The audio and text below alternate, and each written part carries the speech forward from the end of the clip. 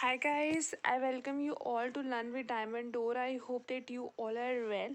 As you know that we are covering some MCQs of a Commerce UGC NET, right? तो मैंने already कुछ MCQ cover कर चुकी हूँ, तो अब हम नेक्स्ट MCQs करेंगे। और अगर आपने मेरी प्रीवियस वीडियो देखी होगी तो मैंने आपको ये क्वेश्चन होमवर्क में दिया था, right, that you have to done, और जो भी इसका आंसर था उसे कमेंट सेक्शन में देना था. So let's discuss this question, right. So it's like function of a first level or the front line supervisor are to include which of the following. आपको बताना था जो फ्रंट लाइन और जो हमारे फर्स्ट लेवल के सुपरवाइजर्स होते हैं उसके अंदर क्या क्या और कौन कौन से फंक्शंस इंक्लूड होते हैं बेसिकली. तो first is like to determine the individual job assignment, to attend to grievance and resolve conflicts, to provide technical knowledge and guidance to workers, to supply strategic information related to the production to management. ठीक है, ये हमारे 4 function दे रखे हैं और मुझे ऐसा लग रहा है और जो भी हमने पढ़ा है उसके बेसिस पे all the 4 options are the functions. It means that all the 4 options, it's the function of first level frontline supervisor. So option number 4 is your answer, that is A, B, C, D, right. Next is the quality circle is a type of. तो आपको बताना है quality circle जो होता है ना, वो हमने, अगर आपको याद होगा तो HRM में पढ़ा है, वो क्या होता कौन सी टीम होती है. वो is a problem solving team या क्रॉस फंक्शनल टीम या सेल्फ डायरेक्टेड टीम या फिर प्रोजेक्टिव टीम. तो it's very easy, problem solving team होती है हमारी क्वालिटी सर्कल के लिए, right. Next question is that which of the following terms means a tendency of a supervisor to rate a subordinate lower than his performance. ठीक है ना, इसमें लिखा हुआ है कौन सा ऐसा टर्म होता है जो इंडिकेट कर रहा है जिसके अंदर हम लोग सबॉर्डिनेट की परफॉर्मेंस को उसकी मतलब जो भी उसकी परफॉर्मेंस होती है उससे कम हम उसको कंपेयर करते हैं या फिर हम लोग उसको सुपरवाइज करते हैं लोअर परफॉर्मेंस को, राइट. तो horns effect, hello effect, central tendency और पॉइंटिंग टेंडेंसी. तो आंसर इज़ वेरी सिंपल. ठीक है, हॉर्न्स इफेक्ट के अंदर हम क्या करते हैं, जो सबॉर्डिनेट का जितना भी उसका परफॉर्मेंस होता है उसको हम लोग लोअर या कम परफॉर्मेंस, मतलब जितना भी उसका परफॉर्मेंस होता है उसको उस परफॉर्मेंस से हम उसको बहुत कम सुपरवाइज करते हैं, मतलब कम में उसको नापते हैं, कम उसकी कैपेसिटी सोचते हैं. ठीक है, तो वो हॉर्न्स इफेक्ट होता है. नेक्स्ट क्वेश्चन इज दैट आपके पास 2 लिस्ट हैं, आपको मैच करना है. लिस्ट 1 में दे रखा है size of the market, demographic environment, export oriented unit and multinational corporation. और यहाँ पे लिस्ट 2 में आपको उनके कुछ मिलते जुलते फीचर्स या करेक्टरिस्टिक्स दे रखे हैं, right. Like globalization of a business, foreign trade policies, macro environment और नॉन इकोनॉमिक एनवायरनमेंट. तो साइज ऑफ द मार्केट क्या होता है, ठीक है ना. सबसे इजी तो हमें पता है मल्टीनेशनल कॉर्पोरेशन, ठीक है ना. तो ये मल्टीनेशनल कॉर्पोरेशन का बहुत सिंपल मीनिंग है that globalization of the business. तो डी का तो 1 हो जाएगा, तो इससे आपकी कटिंग कंसेप्ट लगेंगे and option number 2 and 3 will be deduct. ठीक है, उसको आप निकाल दो, वो कट जाएगा. अब बचता है आपका डेमोग्राफिक कंटेंट क्या होता है, डेमोग्राफिक इन्वायरमेंट क्या होता है, डेमोग्राफिक.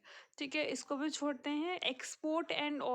एक्सपोर्ट ओरिएंटेड यूनिट्स क्या होंगे फॉरेन ट्रेड पॉलिसीज़ के अंदर, तो वो क्या हो जाएगा आपका ऑप्शन नंबर 2. तो देख लीजिए सी का कहाँ है, तो yes option number 4 is your answer. It means that A का 3 है हमारा, मतलब साइज ऑफ द मार्केट मतलब मैक्रो इन्वायरमेंट है, बिल्कुल सही. और demographic is the non economic environment, बिल्कुल करेक्ट. तो option number 4 is your answer, right. Next question is that given below the 2 statement, 1 is assertion, next is the reason. आपको पढ़ के समझना है कि इस चारों ऑप्शन में से क्या सुटेबल है, राइट.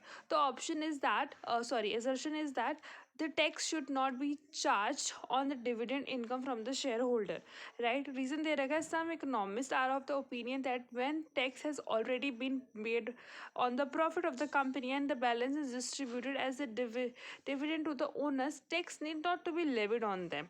ठीक है ना, मतलब वो बोल रहा है, जो ए है हमारा असर्शन पार्ट बोल रहा है कि हमें जो है ना वो डिविडेंड इनकम के ऊपर टैक्स नहीं चार्ज करना चाहिए. और इसके रीज़न ये है क्योंकि कुछ इकोनॉमिस्ट ने बोला है क्योंकि हम ऑलरेडी प्रॉफिट में से टैक्स पे करके हम लोग जो है डिविडेंड दे रहे हैं अपने शेयर होल्डर्स को. तो दैट्स इज द रीज़न. तो आप बताइए कि आपके हिसाब से कौन सा आंसर होगा, राइट?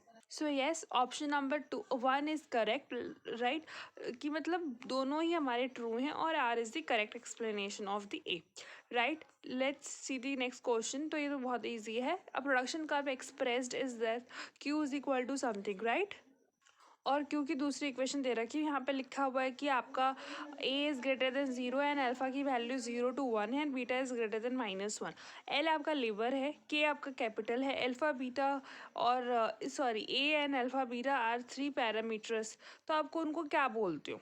ठीक है, उसने बोला कि हमको ये तो सब पता है लेकिन आपको बताना है ए अल्फा बीटा ये 3 पैरामीटर्स है, इनको हम क्या बोलते हैं.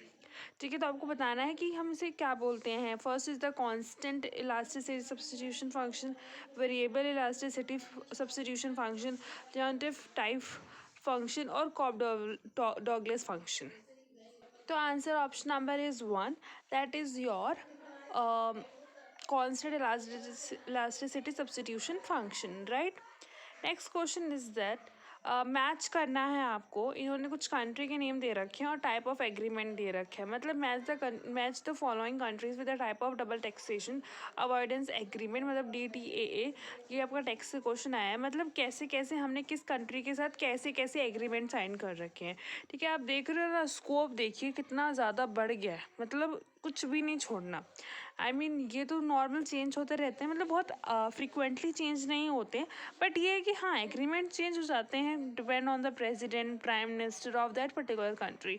ठीक है, तो आपको थोड़ा सा न्यूज़ फॉलो करना पड़ेगा, राइट. तो ऑस्ट्रिया, ठीक है ना, बाहामास एंड लेबनान, श्रीलंका. ठीक है, और यहाँ पर टाइप ऑफ एग्रीमेंट में दे रखा था limited agreement, comprehensive agreement, limited multilateral agreement, tax information exchange agreement. ठीक है, तो आपको बताना है कि हमने ऑस्ट्रिया के साथ कौन से एग्रीमेंट कर रखे हैं. ठीक है ना, कंट्री के और मतलब डिफरेंट कंट्री के साथ कैसे कैसे कर रखे हैं. इन्होंने तो 4 दे रखा है. ठीक है ना, सिर्फ ऑस्ट्रिया, बाहामास, ठीक है, लेबानन एंड श्रीलंका. लेकिन आपको और कंट्रीज़ के बारे में भी पता रहना चाहिए, राइट. थोड़ा टफ है तो इसके अंदर कटिंग कंसेप्ट नहीं होगा, इसके अंदर तुक्के चलेगा. तो आपको तुक्का बहुत अच्छे से मारना है, राइट. ठीक है, तो ए का आप बता सकते हैं क्योंकि ऑस्ट्रिया के साथ हमारा कॉम्प्रिहेंसिव है. तो इस हिसाब से हमारे जो है ऑप्शंस 1 और 4 कट जाएंगे. और बी का जो है बाहामास का वो 4th है, टैक्स इंफॉर्मेशन एक्सचेंज एग्रीमेंट. ठीक है, तो उनके साथ वैसा है. तो उस करके आपका जो आंसर है वो 2, ऑप्शन नंबर 2 हो जाएगा. दैट मीन्स दैट सी का जो है वो लिमिटेड एग्रीमेंट हो जाएगा. That is Lebanon is limited agreement. आप इसको याद करने के लिए कर सकते हैं कि एल से लेबानन हो जाता है और एल से लिमिटेड एग्रीमेंट हो सकता है, मतलब आप अभी के लिए. और जो हमारा श्रीलंका का है उनका जो है वो कॉम्प्रिहेंसिव एग्रीमेंट है, लिमिटेड मल्टीलेटरल एग्रीमेंट, इस तरह से, right. Next question is that which one of the following is not a void contract. इसमें से कौन सा वॉइड कॉन्ट्रैक्ट नहीं है. Unilateral, implied, express, a contract which ceases to be enforceable by the law. ठीक है ना, तो बहुत ही ईजी है. ठीक है, ऑप्शन नंबर 2, मतलब जो एनफोर्सेबल बाय लॉ से नहीं होता, मतलब ऐसा कोई कॉन्ट्रैक्ट जो एनफोर्सेबल नहीं है लॉ के थ्रू, तो उसको हम लोग वॉइड कॉन्ट्रैक्ट कहते हैं, right. Next question is that which of the following is a non random method of selecting sample. ये तो वेरी इजी क्वेश्चन है. ठीक है, stratified, systematic, quota, multi stage. तो आपको आंसर से बताना है कि इसमें से नॉन रैंडम कौन सा है. तो ऑफ कोर्स बताओ कौन सा है. Quota sampling is not your quota sampling, I guess it's a non random, मतलब it's a non probability method of sampling. Next is that आपके असर्शन एंड रीज़न गिवन है. आपको बताना है कि क्या सूटेबल है एज पर the options. Auto companies and other consumer good companies offer cash rebates to encourage purchase of the manufacturers product within a specified period. Reason is that the same product is priced differently at different times, right. तो I think आपको line से समझ में आ रहा होगा. पहला तो मुझे रीज़न तो बिल्कुल ही गलत लग रहा है और एक पूरा सेशन को बहुत ध्यान से पढ़ के देखते हैं.